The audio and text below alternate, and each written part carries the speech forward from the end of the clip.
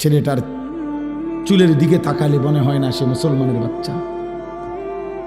ছেলেটার সারা দিনে এক ওয়াক্ত সেজদা দেয় না, তাহলে স্পষ্ট সে মুসলমানের ঘরে জন্ম নেয় না। ছেলেটার সারা দিনের মোবাইলের আগ্রহ দেখলে মনে হয় না তার পৃথিবীতে কেউ আছে। তাহলে এমন নাফরমান সন্তান রেখে যে বাবা কবরে যাচ্ছেন, আহা আপনার কবর কি হবে, ছেলের কবর কি হবে? এমন নাফরমান বিবি রেখে, মেয়ে রেখে যে মা কবরে যাচ্ছেন, আপনার কবর কি হবে, ছেলের কবর, মেয়ের কবর কি হবে? দয়া করে আমি অল্প একটু কথাই বললাম, ভাবতে শিখেন, ভাবতে শিখেন। ছেলেরা তোমরাও ভাইবো বাবা, নিজেরে এত অল্প বয়সে নষ্ট করে দিও না বাপ। এত কম বয়সে মানুষ এত পচে যায় না। তোমাদের অধিকাংশ ছেলের চেহারা দেখলেই বোঝা যায় বেনামাজি তোমরা। চেহারাটা দেখলেই বোঝা যায় বাপ, চেহারার মধ্যে কোনো দয়া মায়া আদর সোহাগ বলতে কিচ্ছু না।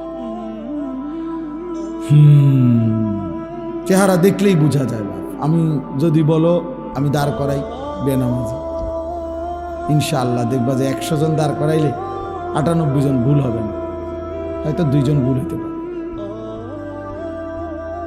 অসভ্যরে দেখলেই চিনা যায়, নির্লজ্জ বিহায়া দুশ্মন সেজদাবিহীন ইবলিস চিনাই যায়। যে সেজদা দেয় না সে ইবলিস, শয়তান। কোরআন শরীফ বলছে, আল্লাহ বলছে, ইবলিস তুই সেজদা দিলি না, আজকের থেকে তুই শয়তান। কি এর আগে কি ইবলিসকে শয়তান বলতো? আপনারাও বুঝবেন এটা একেবারে সবাই। ইবলিসরে শয়তান বলে কোন দিন থেকে?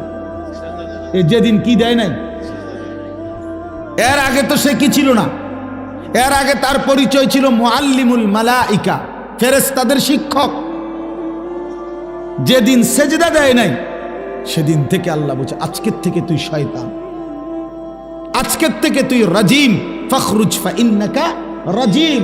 আজকের থেকে তুই রাজিম, অভিশপ্ত, অভিশপ্ত, অভিশপ্ত, অভিশপ্ত। ওয়া ইন্না আলাইকা লানাতা ইলা ইয়াউমিদ্দিন। আল্লাহ বলছে আজকের থেকে ইবলিস সেজদা দিলি না, আজকের থেকে কিয়ামত পর্যন্ত তোর উপরে আল্লাহর লানত, লানত, লানত, লানত, লানত। তোর উপরে খোদার গজব, খোদার গজব, আল্লাহর লানত তোর উপরে, আল্লাহর লানত তোর উপরে। ইবলিসকে আল্লাহ বলছে একটা সেজদা দেয় নাই, একটা সেজদা। কয়টা সেজদা? আজকে ফজরের নামাজ যার ছুটে গেছে, তুমি 8টা সেজদা দাও না। 4 রাকাত নামাজে 8টা সেজদা। আজকের জোহরের নামাজ যার ছুটে গেছে, 12 রাকাত নামাজে অথবা 10 রাকাতই হোক, তাইলে তুমি 40টা সেজদা দাও না। আজকের আসরের নামাজ ছুটে গেছে যার, কমপক্ষে 4 রাকাত ফরজের 8টা সেজদা তুমি দাও নাই। আজকের মাগরিবের নামাজ ছুটে গেছে যার, 5 রাকাত 3-2 5-এ 10টা সেজদা তোমার ছুটে গেছে। আজকের এশার নামাজ যারা পড়ো নাই, তো কমপক্ষে 9 রাকাত নামাজে 18টা সেজদা ছুটে গেছে। তাহলে প্রিয় ভাই আমার, একদিনে কতটা সেজদা ছুটে গেছে? তো একটি সেজদার কারণে যদি আল্লাহ কোরআনে বলছে ওয়া ইন্না আলাইকা লানাতা ইলা ইয়াউমিদ্দিন, তোমার উপরে কিয়ামত পর্যন্ত আমি আল্লাহর লানত, তাহলে আজকের এতগুলো সেজদা ছুটে গেলে তোমার উপরে কি পরিমাণ লানত বলো বাবা। শেষ পর্যন্ত দুনিয়া কি ভোগ করছো? সংসারের মা বাবা এ সামান্য যে একটু তরি তরকারি রান্ধে, এই ছাড়া আহামরি দুনিয়া কি খাইছো বাপ? যতগুলো নারী দেখলা, ছবি দেখলা, উলঙ্গ দৃশ্য দেখলা বাবা, জিনা ব্যভিচারের দৃশ্য দেখলা, শেষ পর্যন্ত অর্জন কি? ছুঁয়েও দেখলা না, ধরেও দেখলা না, এক প্লাস্টিক দেখে দেখে, এক ছবি দেখে দেখে, আহা এমন সুন্দর নিজের হায়াত, ওইটা ছবি, তুমি আসল, তুমি কোনো ছবি না, তুমি এলা আস্থা মানুষ। বোঝেন না কথাটা? মোবাইলেরটা না ছবি, আমি কি ছবি? আমি তো কি মানুষ। তাহলে হয়তো তার নষ্ট হয় নাই, কিন্তু আমি তো নষ্ট হয়ে গেলাম। ছবি দেখে দেখে আমি নষ্ট হয়ে গেলাম। এর চাইতে বড় আফসোস যে ছায়া দেখে দেখে আহা আমি শেষ।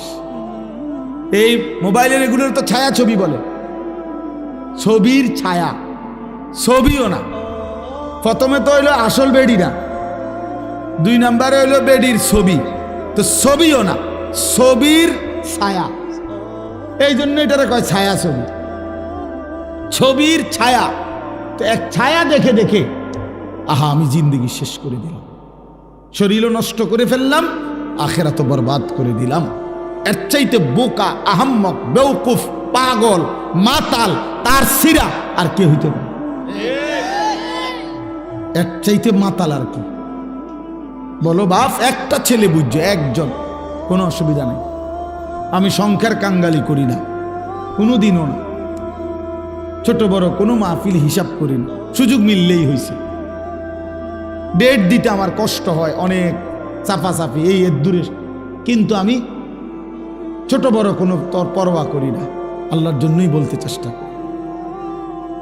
এই জন্য বন্ধু আমার, প্রিয় ভাই আমার ছেলেরা, আমার বাবারা হিসাব মিলাইয়েন, কি রেখে যাচ্ছে। খাট পালং সোফার হিসাব দিয়েন না, আধুনিকতার প্রযুক্তির হিসাব দিয়েন না, হিসাব দিবেন স্ত্রী সন্তানের ঈমানের, হিসাব করেন স্ত্রী সন্তানের নামাজের, হিসাব করেন স্ত্রী সন্তানের আখিরাতের। আমার আব্বা যেদিন ইন্তেকাল করে, আমাদের ঘরে শোয়া অবস্থায় আমার আব্বা মারা গেছে 2015 সালে। আমরা 5 ভাই 3 বোন এবং আমাদের বাচ্চা কাচ্চা সবাই মিলে 25 জন আল্লাহর কোরআন বাবার চারদিকে পড়তেছিলাম। আব্বা তখন নিঃশ্বাস টানতেছে, শেষ অবস্থা আমরা বুঝতেছিলাম যে আব্বা আর বেশিক্ষণ থাকবে না। তো 25 জন ছেলে মেয়ে নাতি নাতনি একসাথে আব্বার আমরা আল্লাহর কোরআন পড়া অবস্থায় চারদিকে আমার আব্বা ইন্তেকাল করছে। মা রে আমি জড়ায় ধরে বলছিলাম, মা কাঁদেন না।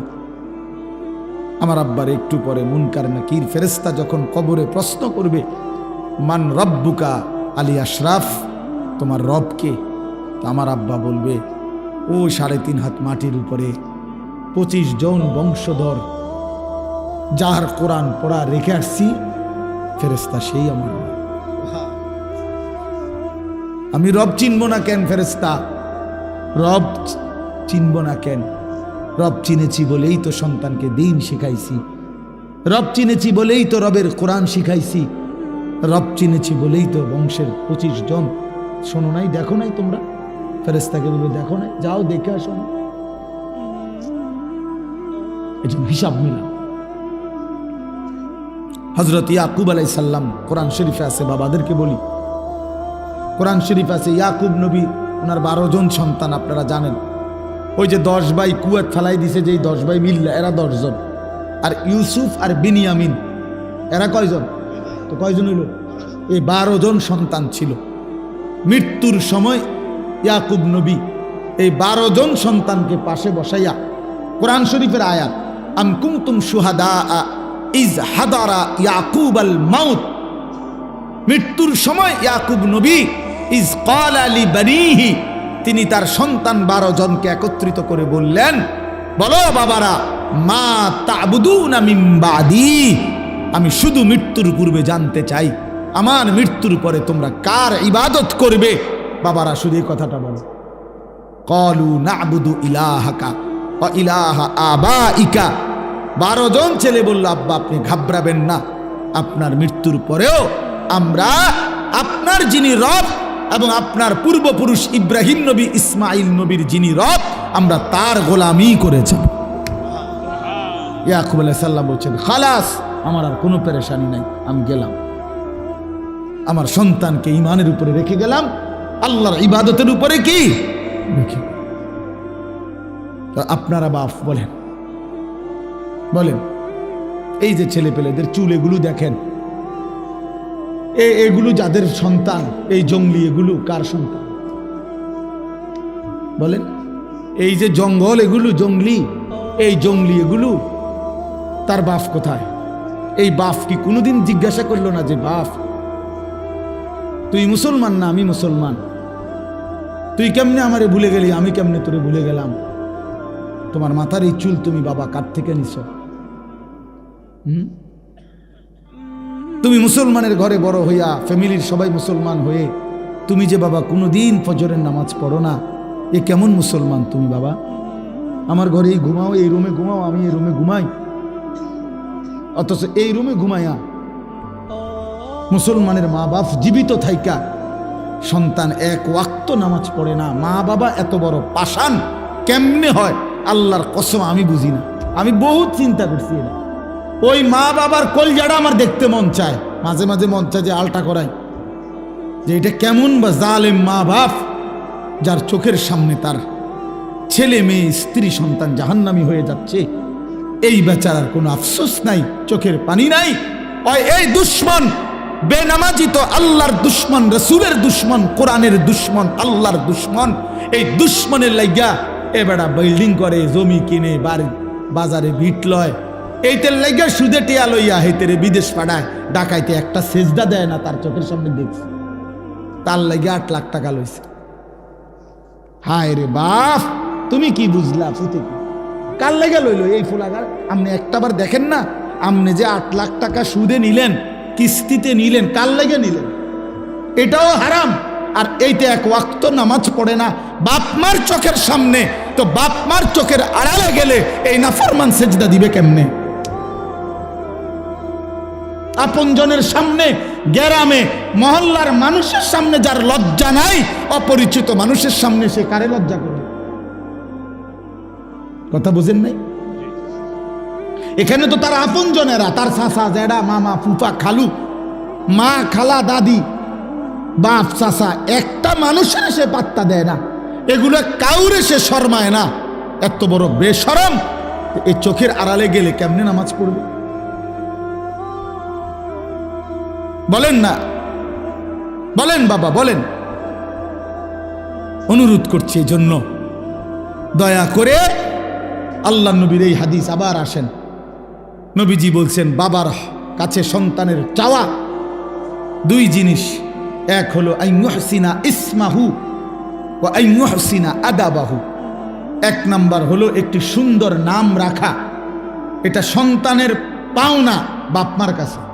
আরেকটা হলো ওই দেখেন, বুঝছেন, মানে উনি হিসাব হলো চুরি করে হইলো উনি মোবাইল উঠাইল।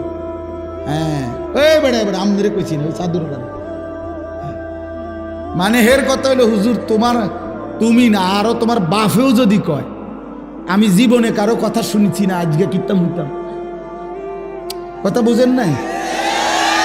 আমি সিদ্ধান্তই নিছি আমি শুনবো না। আরো হুজুরে যদি শিক্ষারেও কয়, আমি শুনবো না। ঠিক আছে বাপ, হ্যাঁ হ্যাঁ, অনেকের ভাইয়া রাগ হইও না, আমি শক্ত মানুষ। হাদিসে স্পষ্ট আছে, প্রিয় ভাই শুনো, আল্লাহ নবী সাল্লাল্লাহু আলাইহি ওয়াসাল্লাম বলেন, কোন মানুষের দিল খোদার কসম কাল কুজে মিরবাদান। নবীজি বলছে কিছু কিছু মানুষের অন্তর থাকে সম্পূর্ণ, এই যে মনে করেন এইটা এদিক দিয়ে যদি থাকে, এইভাবে ধরে, তাইলেই তো গ্লাসটা পুরবে, মানে কাফ। এটা যদি এমনে থাকে, কথা বুঝছেন নি আপনি? এটা যদি এমনে থাকে, তাহলে এখন যদি এক সাগর পানি দেয়, বলো বাপ, এটা পূর্বে কোনোদিন? পুরো আটলান্টিক সাগরটা যদি ঢাইলা দেওয়া হবে কিছু? এ আল্লাহর নবী খোদার কসম বলছে, কিছু মানুষের অন্তর আল্লাহ পাক নাফরমানির কারণে এমন উল্টাইয়া দেয়, এই অন্তরে আর কোনোদিন আল্লাহর কথা 1 জাররা ঢোকে না। ঢুকবো কোনখানে? এটা তো কি হয়ে গেছে, না না না, উল্টায় গেছে, এটা উল্টায় গেছে, উল্টায়।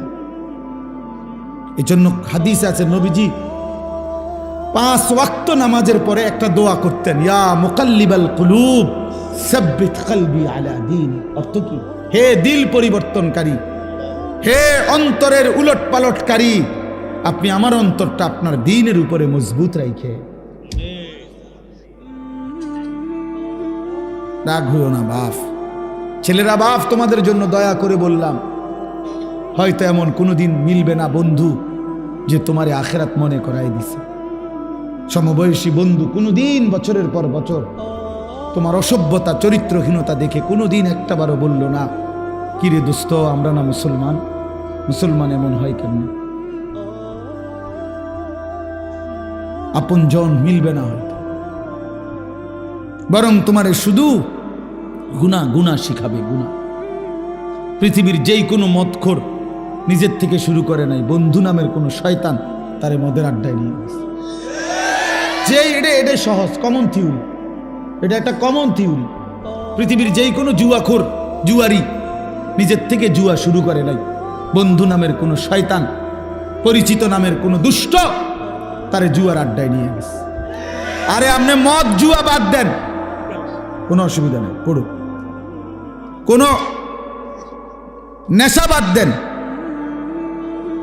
এই যারা বিড়ি সিগারেট খায় বাপ চাচা নিয়মিত, উনাদেরকে জিজ্ঞাসা করে দেখে যে চাচা আপনি আল্লাহর কসম কইরা সাক্ষী রেখা বলেন যে বিড়ি খানা শুরু করছেন কেমন? ঠিক আছে, অসুবিধা নাই। তো এজন্য বললাম, আপনি একজন বিড়ি খাওই না মানুষের জিগাইয়েন চাচারে, একেবারে হাতে ধরে কইন চাচা আল্লাহ দোহাই করে বলেন কেমনে শুরু করছেন বিড়ি। উনিও বলবে কথা যে আমি নিজের থেকে বিড়ি খাইতাম না প্রথম, আমারে হমাইন না কয়েকজনে বারবার বিরক্ত করতে করতে এক সময় এক টান দুই টান দিতে দিতে এখন আমার অভ্যাস হয়ে গেছে।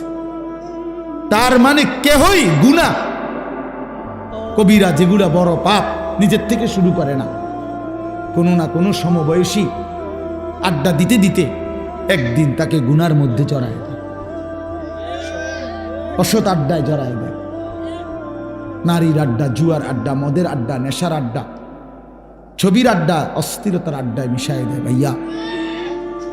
এজন্য বন্ধু বাপ দয়া করে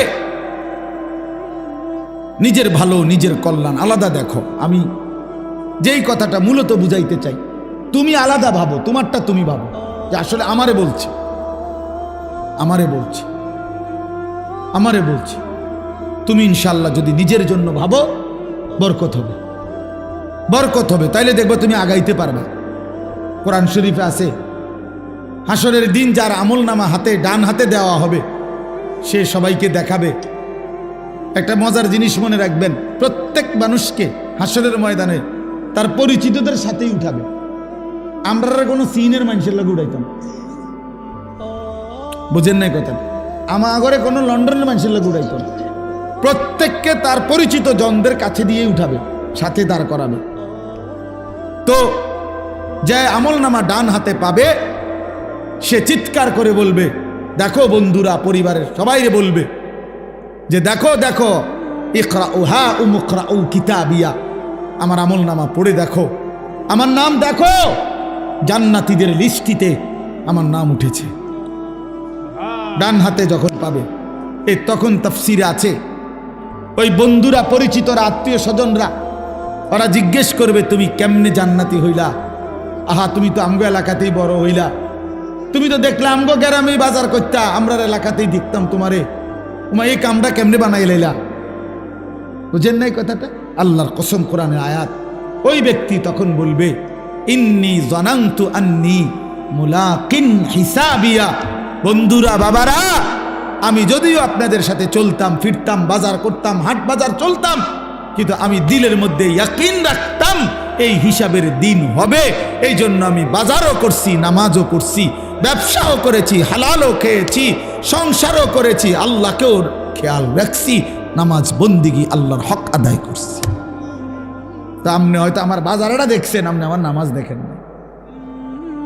আপনি কেমনে দেখবেন? আপনি তো আমার সাদওয়ানে দেখছেন, এক কাপ চা খাইয়ে চলে গেছি, কিন্তু আমি যে নামাজে গেছি, আপনি তো মসজিদে যান নাই, আপনি আমারে দেখবেন কেমন? অনেক মানুষ দেখবেন না সাদওয়ানে, অনেক মাঝ বয়সী বুড়া মানুষ সাদওয়ানে বিড়ি খাইতে খাইতে, ভালো মানুষ তো কই না, দেখি তো না। চাচা ভালো মানুষ দেখে না, কারণ চাচা বহুত চিন্তা করে দেখছে পৃথিবীর শেষ ভালো মানুষ উনি, এই বিড়ি খাই না বেড়া, এই শেষ পৃথিবীর শেষ ভালো লোকটা, এই যে বেটার গায়ের থেকে বিড়ির দুর্গন্ধ, বিড়ির গন্ধে যে বেটার কাছে যাওয়া যায় না, এ বেটা এই পৃথিবীর শেষ ভালো মানুষ। কোনো কারণে বাইসেন্স যদি এই চাচা মারা যায়, পৃথিবী ভালো মানুষের অভাবে কাইতে যায়। এই জন্য সবাই টিকিট কাইটা 10 টাকা টিকিটে এই ভালো মানুষ শেষবারের মতো সাদওয়ানে ছাইয়ে দেখা দেওয়া দরকার, যে যে এই যে বিড়ি খাই না বেটা ভালো মানুষ তো হয়, চা দোকানে ভালো মানুষ খুঁজে, গল্পের আড্ডায় খুঁজে, জুয়ার আড্ডায় খুঁজে। না রে বন্ধু, ভালো মানুষ তো ভালো মানুষের জায়গায় থাকে, ইমানদার তো ইমানদারের জায়গায় থাকে। আপনি রাত গভীরে দেখবেন লক্ষ লক্ষ ইমানদার এখনো এই বাংলাদেশে আলে